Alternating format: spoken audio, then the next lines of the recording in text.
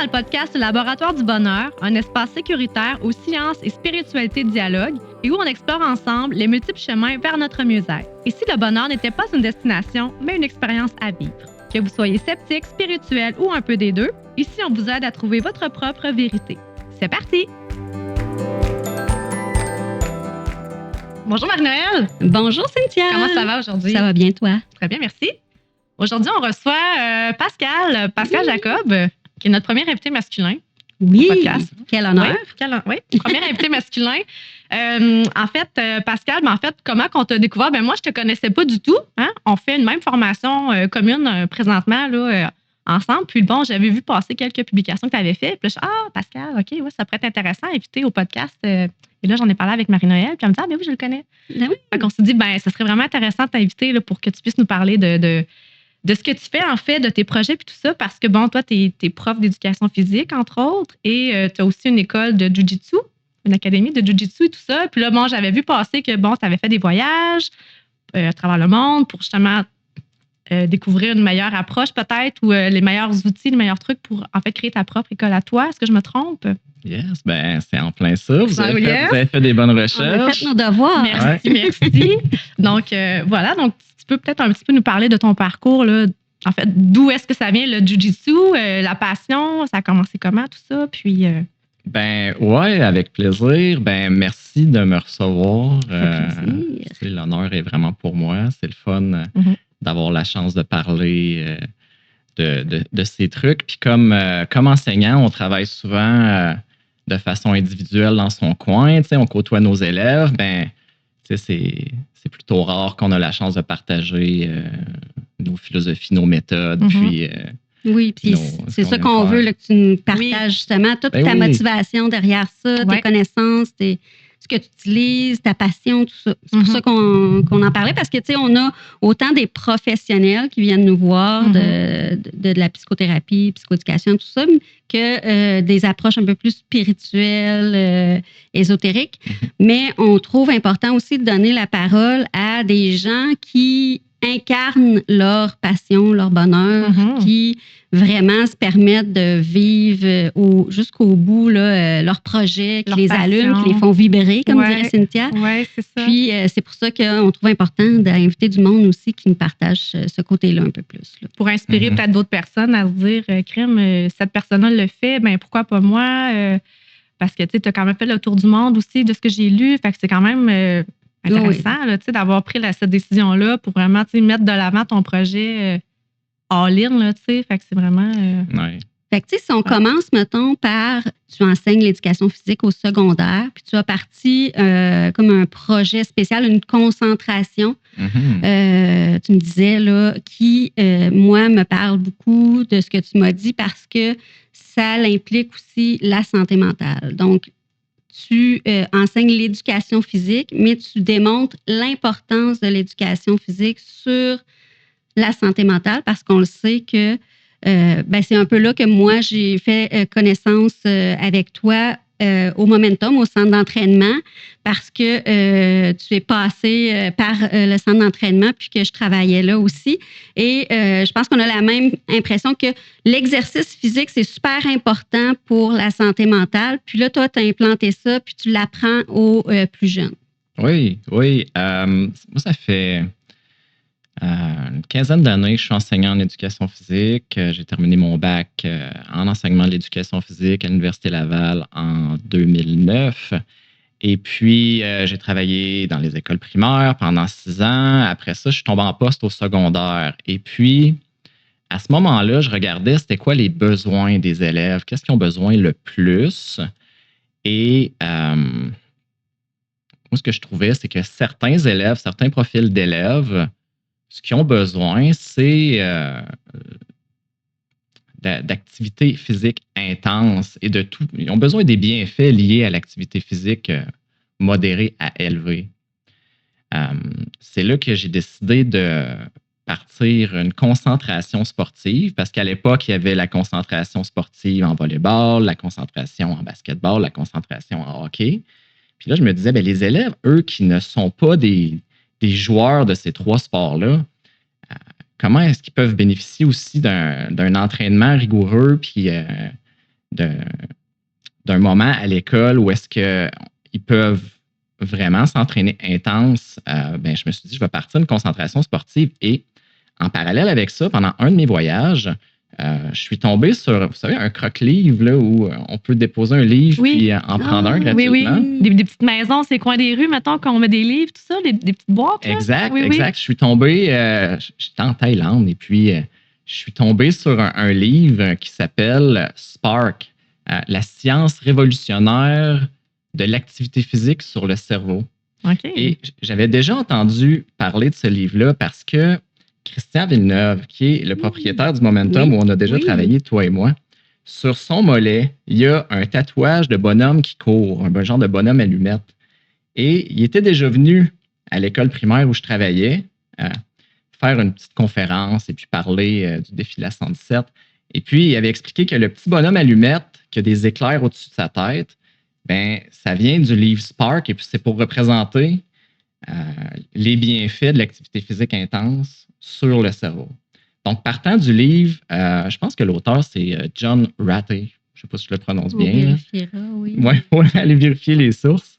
Donc, partant de ce livre-là, dans les premières pages du livre, l'auteur, il parle d'une école en Illinois où ils ont monté un programme où chaque matin, ils vont sur la piste d'athlétisme, ils mettent des capteurs de fréquence cardiaque aux élèves pour pouvoir quantifier leur effort. Et puis, ils leur font faire un effort cardiovasculaire d'intensité élevée pendant 30 à 45 minutes. Et puis, ils ont noté des améliorations qui sont vraiment grandes au niveau de la capacité du focus attentionnel. Les élèves performent mieux à l'école, sont capables de mieux se concentrer. Donc, partant de cette idée-là et puis de toute cette chaîne d'événements-là, j'ai proposé à la direction d'école à ce moment-là de partir une nouvelle concentration sportive qui serait axée sur l'activité physique d'intensité élevée. C'est génial. Pour vrai, moi, ça me parle vraiment beaucoup parce que je trouve que c'est important, justement. L'école, des fois, c'est pas facile. Surtout, je pense pour les garçons, peut-être un peu plus, là, tu sais, qu'eux ont besoin justement de bouger. Puis s'ils n'ont pas ce programme-là où ils peuvent se défouler peut-être là, un peu plus, là, puis sortir le méchant, comme on dit.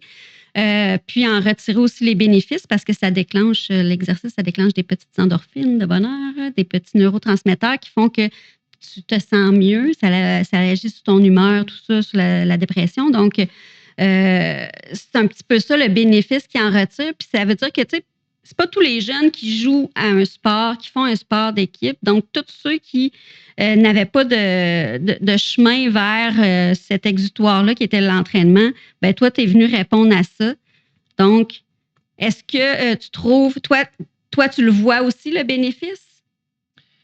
C'est dur de le voir au jour le jour, puis en même temps, je ne suis pas avec les élèves dans les classes, tu sais.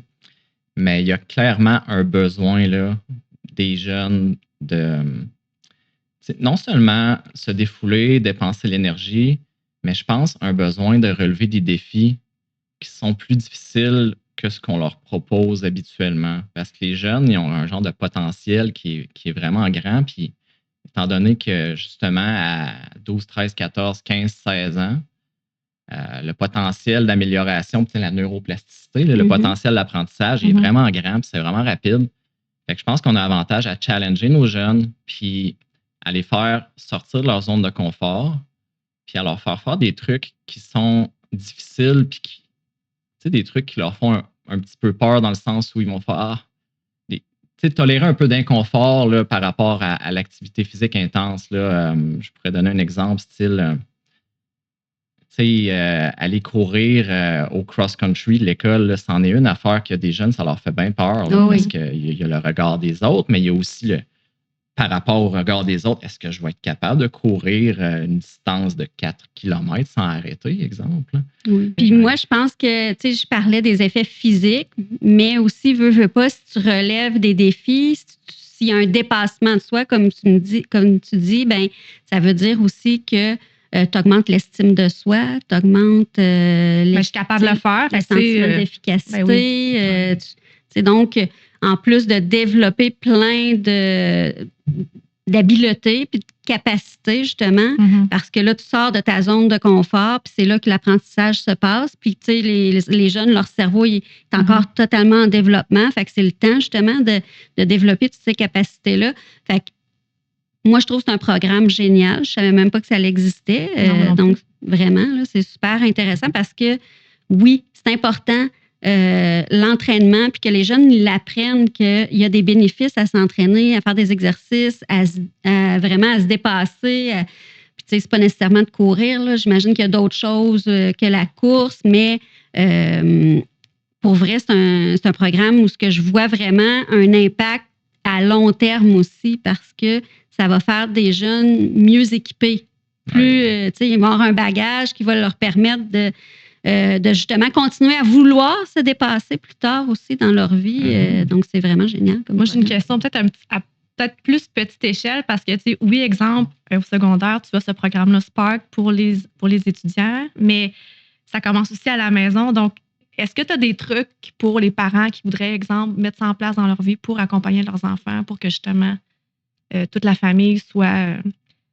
que le simple fait d'aller marcher, est-ce qu'il y a des activités de base ou des choses que tu conseilles aux parents qui se disent pour eux-mêmes, mais aussi pour leurs enfants, pour que justement toute la famille soit... Vive le programme Spark un peu, mais à petite échelle. Ouais, le programme Spark à la maison, tu sais, j'avais jamais vraiment pensé. Quelque chose que... Mais, tu sais, moi, je prétends pas détenir de trucs ou... quoi que ce soit, mais de conseils, je peux dire des choses que je pense, là, vraies. C'est sûr que dès le plus jeune âge, de prendre des habitudes puis de l'intégrer à l'horaire, de le mettre à l'agenda, de permettre à ses enfants aussi de se fixer des petits buts, des petits objectifs, des petits défis à leur mesure, mais qui leur font un petit peu peur, là. D'accepter une certaine gestion du risque ou une certaine proportion de risque aussi, mais tu sais, toujours des risques calculés qui ne seront pas, je vais dire, indélébiles. Je ne sais pas si c'est le bon mot, là, mais exemple, tu sais, mon enfant, ça se peut qu'il se fasse un petit peu mal, mais ça va guérir. Là, OK. Puis autant physiquement que psychologiquement. Ça se peut qu'il vive un petit échec, il y a un bon petit crunch, là, mais il ne sera pas traumatisé de ça. Il va juste en sortir avec plus d'audace, puis il va juste sortir plus fort de ça. Avec une belle confiance en soi, je pense. Puis tu sais, tu me parles de ça, puis je me dis, tu sais, de nos jours, tu sais, avant, on était plus casse-cou un peu avant. Là, je me rappelle, là, tu sais, j'ai un frère, lui, il sautait un palier de marche. Mes parents, ils l'empêchaient pas, là, tu sais, ils le laissaient faire. À ce temps, on dirait qu'on empêche, on retient, on a peur de les laisser faire l'expérience d'un échec, d'une douleur, d'un inconfort, justement. Puis là, je pense que vraiment, c'est super intéressant parce que je le remarque, on empêche nos enfants d'échouer, de vivre des défis, des difficultés, des douleurs. Mais en même temps, ça veut dire qu'on les empêche d'apprendre, on les empêche de s'adapter, on les empêche d'avoir des nouvelles capacités, puis d'avoir leur confiance en soi, justement. Fait que, à réfléchir parce que vraiment, moi, ça... Oui, oui. Allez, Léo, saute en bas de... non. non, mais ça a vraiment question, ouais. C'est pour ça que je trouve ça intéressant de parler de tout ça parce que c'est ça. Tu sais, ça commence aussi à la maison. Tu sais, oui, à l'école, mais les parents aussi. C'est plus qu'on commence jeune, ça commence aussi à la maison. Si on enseigne à nos enfants déjà à être plus actifs, en étant soi-même actifs, ben ça crée un effet levier. Là. Oui, être plus actif. Puis à l'école, ben rendus là, sont encore plus tentés de faire des activités ou bouger. Fait ça commence à petite échelle aussi. Tu sais. Ouais, leur donner le goût de tenter des nouvelles expériences. Je pense que définitivement, at large, ça peut être, tu parlais tantôt d'un coffre d'outils, là, mais ça peut être vraiment une arme à donner ou en tout cas à fournir à son enfant avec le temps. Ouais. Exactement. Super. Moi, ça me fait du bien. Puis, ton école d'arts martiaux, Jiu-Jitsu, c'est un art martial. C'est un art martial, oui. Oui, ça fait partie de la catégorie des sports des arts martiaux, effectivement. Parfait. Dans le fond, c'est ça que je trouve intéressant, c'est que toi, non seulement tu t'es dit, je vais partir une école de Jiu-Jitsu, mais tu as voyagé partout dans le monde pour être sûr que tu aurais une bonne école de Jiu-Jitsu. Le best one, là, tu sais. Oui, La crème. Oui. C'est pas tout à fait dans cet ordre-là, mais oui, c'est un peu Raconte-nous, on veut savoir. OK, ben moi, je fais des arts martiaux depuis que j'ai 19 ans. Là, j'ai 41 ans, fait que ça fait plus d'une vingtaine d'années. Et j'ai toujours été celui qui veut en faire un petit peu plus. Là. Je me souviens, avant, je faisais du kung-fu. Puis, à un moment donné, j'avais demandé au maître de l'école, je disais, là, est-ce que je peux aller dans ton école où toi, tu as appris ça? Parce que là, 1 ou 2 fois par semaine, tu sais, moi, j'ai un petit peu plus de temps aussi l'été, là, quand il y a les vacances des enseignants. Fait que, tout ça pour dire, je voulais toujours aller me ressourcer puis aller en faire plus, aller faire des séminaires. Et quand j'ai commencé à faire du jiu-jitsu brésilien, ça a été la même chose. Donc, dès le départ, je pense que ça faisait 1 mois j'en faisais. J'étais déjà rendu dans le coin de Montréal à aller essayer d'autres écoles. Et puis, moi, mon but en premier, c'était d'essayer de trouver par quel... Parce que le jiu-jitsu brésilien, c'est une drôle de bébite. Hein? Ça ressemble plus à l'apprentissage d'une langue que de l'apprentissage d'un sport traditionnel comme le volleyball, parce qu'il y a beaucoup, beaucoup, beaucoup de techniques. Parce que le jiu-jitsu, c'est l'art et la science de soumettre un adversaire. Donc, soit en faisant une clé articulaire ou soit en faisant un étranglement. Et comme dis de même, hein, c'est assez particulier. Hein? Ouais. J'ai pas, puis parenthèse, j'ai jamais trouvé de sport, puis j'en ai essayé pas mal, là, qui est aussi stimulant au niveau cognitif, intellectuel et à la fois aussi intense au niveau cardiovasculaire. Fait qu'on retrouve les deux extrêmes. Là. L'éventail de techniques est tellement large parce que le corps humain a tellement d'articulations puis de moyens de le twister pour comme accomplir le but du jeu qui est de soumettre l'autre personne. L'étrangler. De l'étrangler ou d'arriver à la fin d'une amplitude articulaire. D'aller voir... C'est ça, j'essayais de savoir par où, comme enseignant, commencer à enseigner ça. Tu sais, je commence-tu par montrer comment déboîter une épaule ou je commence par montrer comment immobiliser une personne?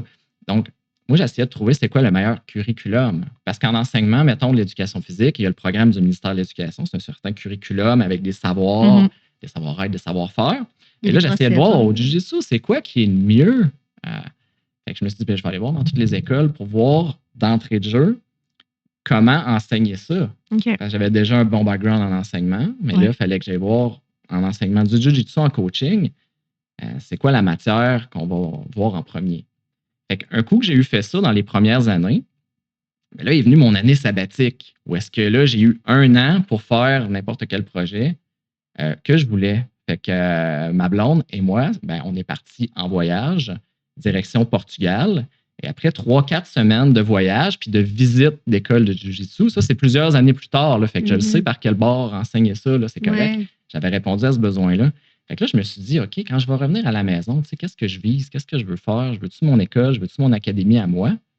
Puis la réponse était clairement oui. Fait que je me suis dit, là, cette fois-ci, je vais aller voir comment on fait pour avoir une bonne école. Fait que plus l'aspect entrepreneurial que l'aspect enseignement technique. Fait que je suis allé interviewer des gens un peu partout sur la planète pour voir comment est-ce qu'on part une bonne école de jiu-jitsu à partir du début et puis pour développer une business qui a du succès avec le temps. Voilà. Wow. C'est super intéressant parce que ça veut dire que tu es vraiment allé au bout de ta passion. Tu t'es dit, tant qu'à le faire, je vais bien le faire, je vais le faire jusqu'au bout, puis je vais m'assurer que ça soit vraiment bien fait à mon image, comme que je veux, puis tout ça. Fait que, puis toi, j'imagine que vu que ton académie, ton école de jiu-jitsu... Ça s'appelle comment ton école? C'est Newaza Studio. Newaza Studio. N-W-S, Newaza. Ça vient de où? Qu'est-ce que ça signifie, Newaza? Ça veut dire technique au sol. Au judo, il y a le tachiwaza, qui est les techniques debout, puis au sol, c'est les techniques de Newaza. Petite parenthèse vite fait, je fais du judo aussi. Fait que... C'est quoi la différence, là? Parce que moi, mon fils, il fait des petits arts martiaux. Donc, on apprend le sac à dos, on apprend d'autres techniques dont j'oublie le nom, mais tu sais, c'est quoi la différence entre toutes ces petites techniques-là? Là? C'est le livre de règlement. C'est le même sport, puis ça va répondre un peu à la question pourquoi j'ai appelé ça Newaza Studio. C'était pour rendre hommage à l'origine du sport, l'origine de l'art martial. OK. Parce que le jiu-jitsu brésilien, c'est du judo, c'est des techniques de judo. OK. C'est juste qu'à un certain moment donné, pour X raisons, le judo s'est dit, on va axer le développement de nos athlètes sur tel répertoire de techniques, OK. dont les techniques debout. Donc, on va mettre les règlements en conséquence. Ou peut-être plus l'inverse qui s'est produit. Ils ont mis les règlements, puis après ça, ils ont modulé le sport en fonction de comment on va faire pour être bon dans ce sport-là. Donc, pour répondre à votre question simplement, là, au judo, le but du jeu, c'est d'envoyer l'autre au sol, de plaquer son dos. Puis oui, c'est ça, c'est ippon, combat est terminé. Tandis qu'au jiu-jitsu, si dans le format de règle qui est le plus populaire, si tu envoies l'autre au sol, tu fais juste 2 points, puis c'est un match de points infini. Là. Fait que tu sais, 2 points sur une possibilité de peut-être 15-20 points. Fait que l'emphase n'est pas mise sur l'amener au sol, et plus mis, comme je disais tantôt, sur les soumissions, les immobilisations. Ouais. Donc, le match, si on veut, je ne sais pas comment on appelle ça, la séance se termine quand un des deux est plus capable. Ouais. Qui dit stop. Au jiu-jitsu, donc là, les points sont terminés. Quand il ne peut plus s'en sortir. C'est ça. Donc là, ça se termine. Il y en a beaucoup qui appellent ça, mettons, la nouvelle forme que le sport est en train de prendre tranquillement, c'est du submission grappling. OK. Fait que le grappling, c'est ce qui regroupe toutes les arts, la lutte, les sports où est-ce qu'on se chamaille, où est-ce qu'il n'y a pas de frappe, mais où est-ce qu'on se bat, entre guillemets. Ouais. Puis submission, pour soumission. Ouais. Ouais. OK, ça fait du sens. OK, je fais des liens. OK, c'est bon. Puis, une autre des raisons pour lesquelles je voulais que tu viennes nous parler, c'était du fait que tu as parlé sur tes réseaux sociaux, que j'ai vu que tu utilises beaucoup la neuroscience, tes connaissances que tu as acquis par toi-même là, au niveau de la neuroscience pour l'apprentissage, l'enseignement de soit ton jiu-jitsu, puis j'imagine aussi à l'école, là, tu l'utilises aussi parce que puis ça me fascine. Moi, la neuroscience, je trouve ça tellement intéressant. Le système nerveux, la puissance là, de la régulation du système nerveux, tout ça. Moi aussi, c'est une de mes passions du fait que un de mes points d'intérêt vraiment là, de la régulation du système nerveux, tout ça, mais plus au niveau de la relation d'aide et de la santé mentale. Mais comment toi, tu l'appliques? Qu'est-ce qui est important? Qu'est-ce que tu en retires de la neuroscience? Puis comment tu l'appliques dans ton enseignement à l'école comme au jiu-jitsu? Oui, c'est vraiment une bonne question. C'est une belle question. C'est une question qui est large. Oui. Je vais essayer de fournir une réponse qui est aussi qui peut englober pas mal de choses parce que ça peut être beaucoup de choses. Tu sais. Peut-être de où ça vient ton désir ou ton besoin de dire je vais maintenant intégrer aussi la neuroscience dans mon enseignement versus tout ce que j'avais déjà acquis comme compétences et tout ça. Là. Ben, ouais, le début de ça, je te dirais que c'est comme quand je disais que je veux partir la meilleure école ou que j'ai toujours voulu en faire un peu plus quand je faisais des arts martiaux aussi. C'est qu'à un certain moment donné, je me dis comment je peux faire mieux ma job comme enseignant puis comme entraîneur. Ben, c'est d'aller comprendre de meilleure manière comment fonctionne la machine. Et puis, pour pouvoir aider les élèves et les athlètes à l'optimiser le plus possible dans le plus court laps de temps possible. Fait que c'est toute une question, je pense, d'optimisation de l'apprentissage. Ouais. Parce que ça part tout de là, on s'entend. Tout est dans notre système nerveux, dans notre cerveau. Ouais. Puis, fait que concrètement, tu l'appliques comment? Ben, tantôt, je parlais que le défi, l'enjeu en jiu-jitsu, c'est qu'il y a un éventail de techniques qui est presque infini. Fait que pour développer des athlètes qui sont les plus performants possibles dans le plus court laps de temps possible, je pense que c'est important à l'intérieur d'une même séance de ne pas trop s'étendre dans des répertoires de techniques différents qui ne sont pas connectés ensemble. Parce qu'il y a un principe, puis là, je vais citer l'auteur, là, il me semble que c'est Steve Masson, c'est un Québécois. Je ne me souviens pas du titre de son livre, il me semble qu'il y a neurones, activer ses neurones, je pense. Il doit dire au moins 56 fois dans son livre les neurones qui, comment il dit ça déjà exactement? Les neurones qui s'activent ensemble se connectent ensemble. Il dit 50 fois, puis je pense qu'après 50 fois, je n'avais pas encore tout à fait compris l'essence de ça. C'est pas clair dit comme ça, mais ce que ça veut dire, c'est que des neurones qui s'activent simultanément dans un même laps de temps auront une forte tendance à se connecter de meilleure manière ensemble. Donc, ils vont se connecter de manière plus efficace. L'autoroute ou le chemin synaptique qu'il y aura entre ces deux neurones-là sera de meilleure qualité. Donc, l'information va circuler plus rapidement. Ils vont se connecter de manière synergique. Puis, ils vont avoir tendance à s'activer ensemble automatiquement. Regarde, on va prendre un exemple simple. Je suis en train de faire de la rénovation. Et puis, je suis en train de faire tel type de rénovation. Je suis en train de faire du gyps, mettons, on va dire. Puis, je suis en train d'écouter un podcast. Puis, ça m'interpelle ce qui est dit, puis j'aime bien la personne qui parle. Bien, le lendemain, je continue ma job de gyps. Puis là, j'ai plus de podcast qui joue. À quoi je pense? Automatiquement. Ah, je repense à mon podcast. Parce que je suis en train de faire quelque chose en même temps. Oui, il y a une association, exact. Ou, tu sais, on peut penser à plein d'autres exemples de la vie commune. Une chanson qui joue à tel moment, quand je retourne dans tel lieu, je vais y repenser.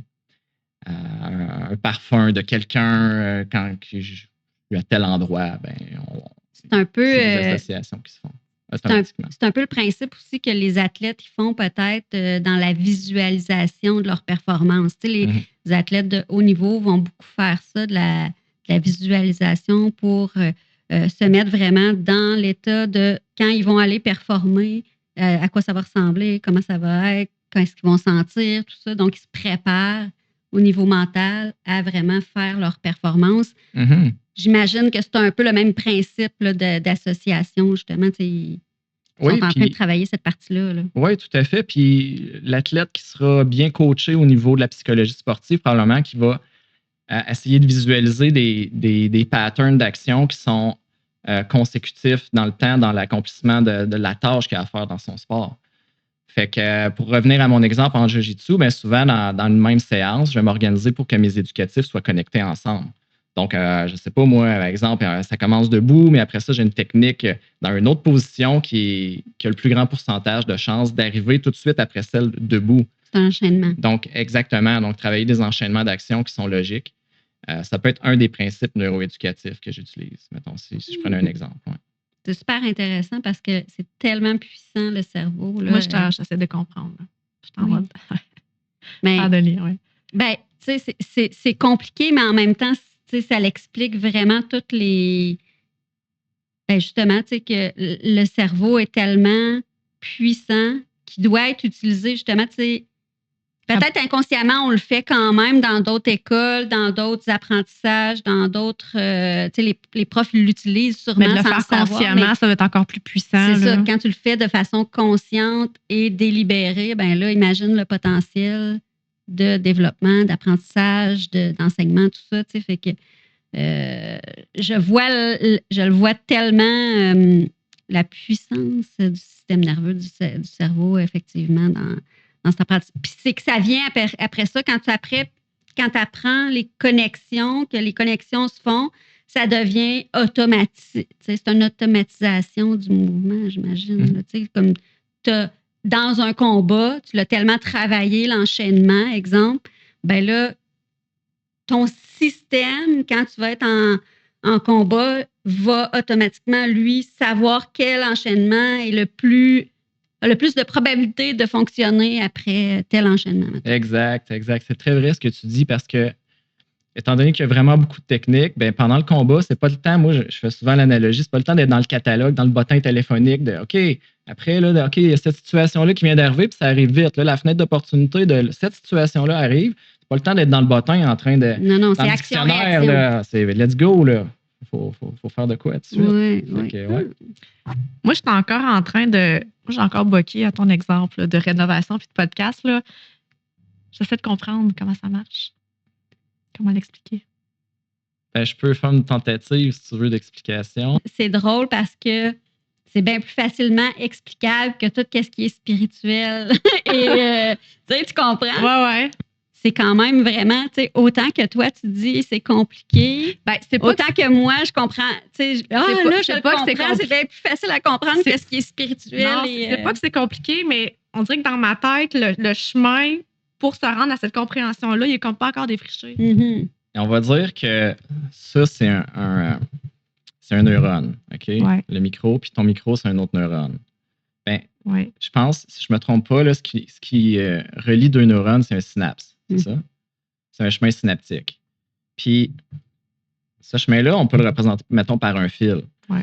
Fait que là, plus souvent l'information va passer entre les deux synapses. Oui. Fait que, mettons, on va y aller vraiment grossier, là. Cette synapse-là, c'est le podcast, puis cette synapse-là, c'est une chanson. Oui. Ben, plus souvent, c'est pas un super exemple dans le fond, mais mettons, cette synapse-là, c'est une technique de Jiu-Jitsu, puis l'autre synapse, c'est une autre technique qui vient tout de suite après. OK? Ben, plus souvent l'information va passer entre les deux synapses, plus le fil qui est entouré d'une gaine, c'est la gaine de myéline, je pense que ça s'appelle, mais plus qu'on va myéliniser, beau verbe, hein? le chemin synaptique. Fait que plus qu'on répète deux fois la même action, plus que la gaine va devenir épaisse, plus que le courant va passer de manière efficace entre les deux. C'est ce que je me suis laissé... ça me va. Je me suis laissé dire ça. Fait que les neurones qui s'activent ensemble, ben, se connectent ensemble de meilleure manière. Oui.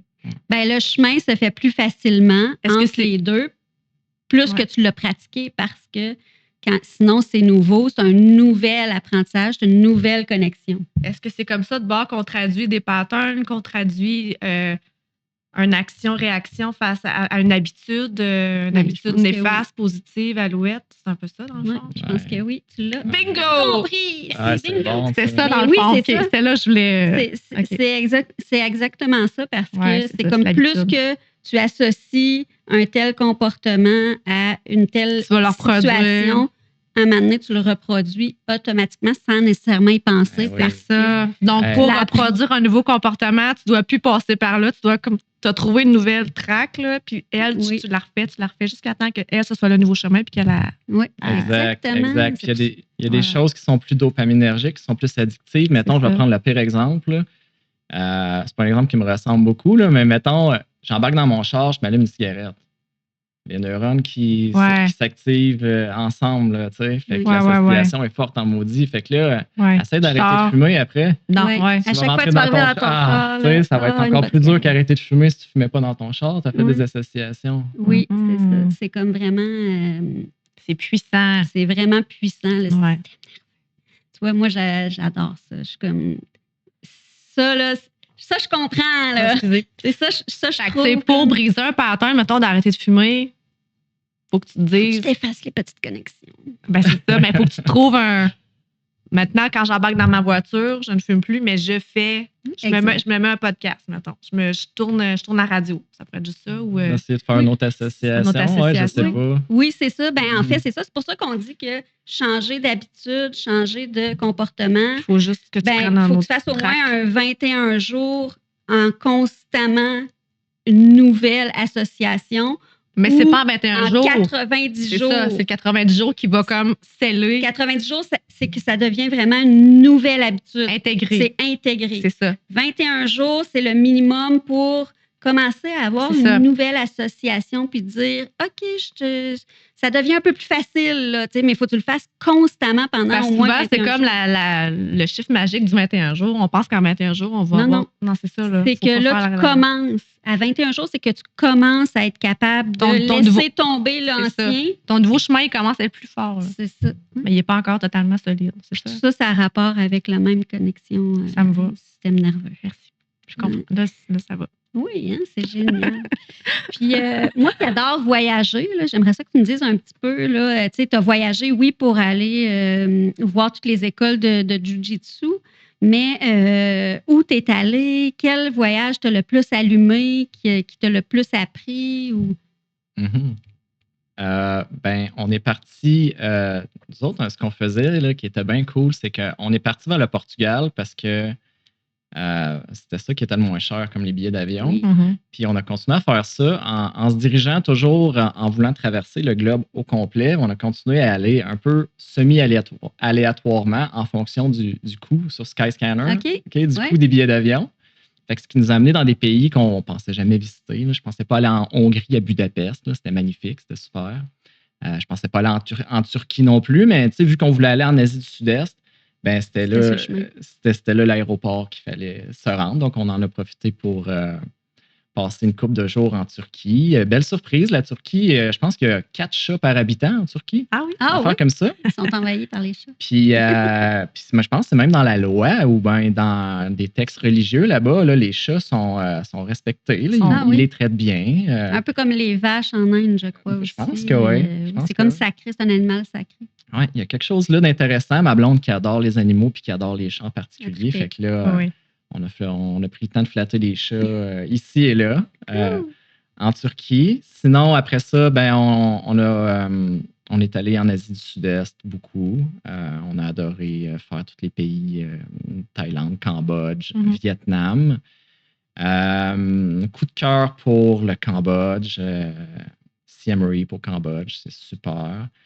J'ai une petite pensée pour eux autres aujourd'hui, parce que la situation politique entre la Thaïlande et le Cambodge qui est vraiment pas facile. Là.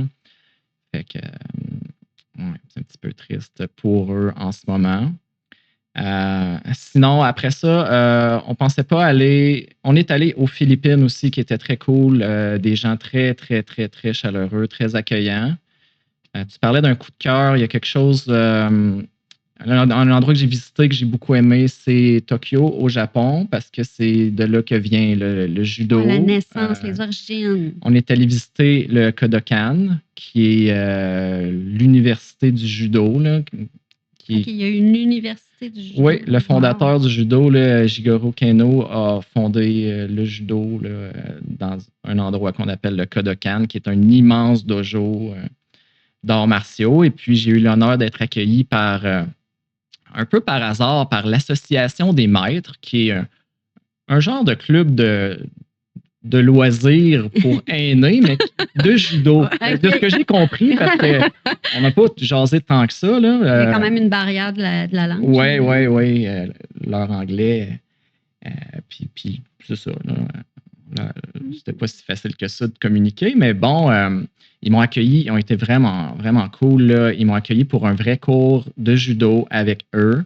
Puis ce que j'ai trouvé inspirant, c'est que la moyenne d'âge des gens qui sont dans ce club-là, qui est l'association des maîtres, ça c'est une manière polie de dire l'association des aînés. OK. Fait que, c'est les vétérans. Oui, la moyenne d'âge, c'est peut-être 70 ans.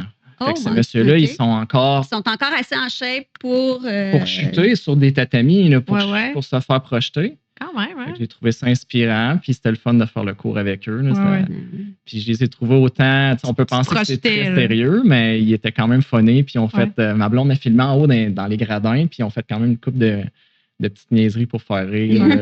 C'est drôle. Cool. C'est cool. Puis, ce que je me demande aussi, c'est que c'est du jiu-jitsu brésilien. Est-ce que, justement, tantôt, comme je disais, est-ce que tu es allé au Brésil? Pourquoi brésilien, justement? Ça vient de l'Asie? Ouais, c'est qu'à un moment donné, il y a un gars, que je me semble c'est Mitsuo Maeda, il est allé... c'était un gars de judo. OK. Puis il est allé au Brésil, puis il a transmis ses connaissances à une gang, me semble c'est la famille Gracie, qui a pris un éventail de techniques qui vient du judo, puis à ce moment-là, ils ont changé un peu les règlements pour rendre ça différent. C'est là que c'est devenu le jiu-jitsu. Ouais. Mais non, j'ai pas été au Brésil. Ça n'a pas... les billets d'avion doivent être trop chers. Oui, sûrement. Moi, je trouve ça génial parce que, tu sais, de partir puis de ne pas savoir nécessairement où... Moi, qui est très, très cartésienne et rationnelle, je suis très planificatrice aussi. Hein? Fait que, tu sais, moi, là, de partir et de ne pas savoir où ce que je m'en vais, tu sais, quand on parle de sortir, tantôt, on parlait de sortir de sa zone de confort puis de dire aux enfants de se lancer des défis puis tout, là, moi, ça serait de sortir de ma zone de confort, là, de m'en aller puis de dire... je pars et je ne sais pas où est-ce que je vais, puis je ne sais pas quand je reviens. Je pense que moi, j'aurais plus confiance sachant que l'autre sait où est-ce qu'il s'en va. Moi, je suis OK, vas-y, je vais te suivre. Ouais. Mais si c'est moi qui gère tout, là, je serais dans le stress. Ouais. Moi, moi, faut que. C'est moi qui gère. C'est moi qui gère. C'est quelque chose qui est quand même stressant quand tu pars. Puis c'est le fun. Tu sais, c'est un petit stress. C'est le fun de faire des choses qui nous font un petit peu peur. Ouais. Puis au jour le jour, il y a tout le temps l'espèce de dualité entre OK, on planifie-tu notre prochaine étape ou est-ce qu'on profite du moment puis de la place? Fait que il y a ce petit challenge-là en couple aussi. On fait toujours des compromis, puis c'est correct, ça fait partie de la game. Fait qu'il y avait ça aussi qui était intéressant là, dans le périple. Oui. Ben oui, puis c'est super intéressant parce que justement, ça vient comme faire la boucle avec ce qu'on a parlé au début là, de sortir de sa zone de confort pour vraiment se lancer. S'épanouir dans nos projets, dans nos projets. Dans nos passions. Oui. Vraiment chouette. Vraiment. J'aimerais que tu nous parles du mot que tu as choisi aujourd'hui. Donc, on demande à nos invités toujours de choisir un mot. Là. Donc, tu as choisi énergie. En anglais? Ça représente quoi pour toi, ce mot-là? Pourquoi tu l'as choisi? Qu'est-ce que... je suis allé spontanément. Je pense que c'est après ça qu'il faut courir, peut-être plus. J'invente de quoi comme ça, mais c'est peut-être après ça qu'il faut courir plus. Courir après l'énergie, courir après le mouvement, davantage que courir après le bonheur, qui, lui, pourrait être plus considéré comme un effet collatéral. Je pense qu'il faut se préoccuper. Oui, c'est quelque chose qu'il faut qu'on ait conscience puis qu'à chaque jour, dire OK, comment est mon niveau d'énergie? Pourquoi? Puis comment est-ce que je peux faire pour l'augmenter? Beaucoup plus que comment est mon niveau de bonheur? Pourquoi? Puis comment est-ce que je peux faire pour l'augmenter? Ouais, je pense peut-être que j'irais dans cette intéressant. Oui, parce que peut-être que tu te dis, si tu as l'énergie, le bonheur va venir, mettons. C'est un peu ça que tu te dis. Parce que tu te mets en mouvement et donc là, tu cherches à atteindre des objectifs. Donc là, tu vas devenir heureux et le bonheur va venir à force d'atteindre ce que tu souhaites atteindre, c'est ça? Ouais, puis s'il vient pas, c'est pas grave. Puis si là, je fais une good vibe, je me pose pas trop 36 questions de pourquoi je me sens bien. Puis là, j'aimerais ça me sentir bien encore dans 15 minutes. C'est une good vibe. Puis c'est bien tant mieux. Puis s'il y a des journées qui sont plus difficiles, ça fait partie de la game. Puis les questions, je pense qu'il faut se poser, c'est OK, j'ai-tu de l'énergie ou j'en ai pas? Si j'en ai pas, OK, comment ça? Y a-t-il des choses qui m'allument? Je suis en train de relever des défis? Je suis en train de faire des affaires qui me font un petit peu peur? Je suis en train de faire des choses que moi-même, je suis en train de générer de l'anxiété? Ou bien que c'est juste mon environnement puis les autres qui font générer de l'anxiété? Fait que ça, c'est une autre affaire. La question ça serait pas suis-je heureux, mais est-ce que j'ai de l'énergie? Davantage. Plus que d'aller dans la notion de bonheur, est-ce que je suis heureux? Oui. J'aime ça parce que, tu sais, je fais un lien avec Jessica qui nous a parlé de psychoéducation. Puis qu'elle disait, en psychoéducation, c'est beaucoup la recherche d'équilibre. Puis l'équilibre, on fait un lien aussi, c'est l'équilibre d'énergie. Tu sais, ton énergie, est-ce que tu fais des choses qui te donnent de l'énergie au lieu de dépenser de l'énergie? Puis que si tu fais les choses qui te donnent de l'énergie automatiquement, ça veut dire que tu vas être plus ton niveau de bonheur va être plus élevé, tu vas être plus... Oui, le coût versus bénéfice de ce qu'on entreprend. Puis ça revient beaucoup à l'agenda. Est-ce que ton agenda est rempli de choses qui vont te rapporter un bon bénéfice versus ce que ça va te coûter? Je pense que c'est une question intéressante à se poser. Oui. Vraiment. On en parlait ce matin off record, là, la règle du 80-20. Justement, tu fais 20 d'effort ou 20 de ce qui t'interpelle pour obtenir 80 du retour sur l'investissement que tu fais. On en parlait justement. Oui. Oui. Vraiment. Fait que, tu sais, dans le fond, l'autre question, c'était plus que, tu sais, pour toi, c'est quoi le bonheur? Mais je pense que tu l'as répondu, justement. C'est dans l'énergie. C'est super, là. Dans l'énergie, moi, je trouve ça intéressant parce que, tu sais, on n'a pas besoin de dire exactement c'est quoi le bonheur, mais plutôt, as-tu l'énergie positive, mais aussi, tu fais-tu les choses qui te donnent de l'énergie? Et que là, le bonheur va venir. Puis j'ai aimé aussi que tu as dit que tu prenais le temps d'apprécier. Quand tu es en voyage, tu sais, au lieu de toujours planifier le prochain, d'apprécier qu'est-ce qui est là. Parce que moi, avec en tout cas, mon côté plus planificatrice, ben veux pas, moi, j'ai plus de difficultés peut-être à prendre le temps de vivre le ici et maintenant, puis de le profiter à 100%. Je le suis de plus en plus, là, mais mon défaut, ma fabrication de défauts me ramène des fois à dire ah oui, mais qu'est-ce qui s'en vient? C'est quoi le prochain projet? C'est quoi la prochaine action? C'est quoi le prochain? OK, mais là, présentement, là, c'est ça, j'aime ça, de dire faut non seulement faire des choses qui nous apportent de l'énergie, mais un coup que tu fais, quand tu es en train de faire quelque chose qui t'apporte de l'énergie, sois là à 100% dans ton moment qui t'apporte de l'énergie.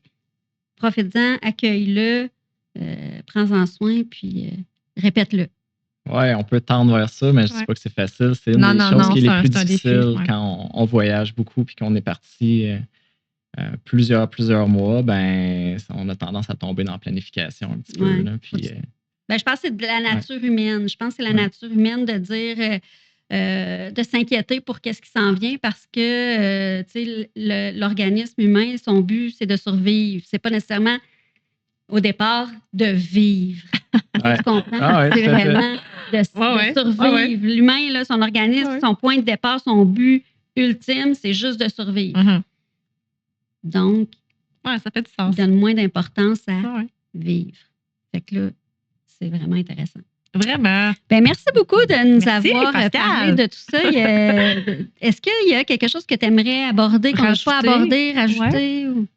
Non, je pense que ça rappe bien notre conversation d'aujourd'hui. Ben, merci beaucoup de m'avoir invité. Ça fait plaisir. J'aimerais peut-être que tu nous dises si jamais quelqu'un est intéressé, veut commencer le Jiu-Jitsu, c'est où qu'on peut te rejoindre? Parce que je pense qu'il y a une session qui commence bientôt. J'ai des cours débutants, si ça vous intéresse, qui sont ouverts. Et ben oui, Nawaza Studio là, sur Instagram, Facebook, vous allez trouver ma page, envoyez-moi un petit message et puis on va s'organiser pour mettre ça à l'agenda. On va te taguer là-dessus. Yes. Super. Et merci beaucoup. Merci beaucoup. Merci. Au revoir. N'oubliez pas de nous suivre sur nos différentes plateformes. On vous dit à la prochaine et d'ici là, on vous invite à explorer les différents chemins qui mènent au bonheur. C'est tout. Coupé!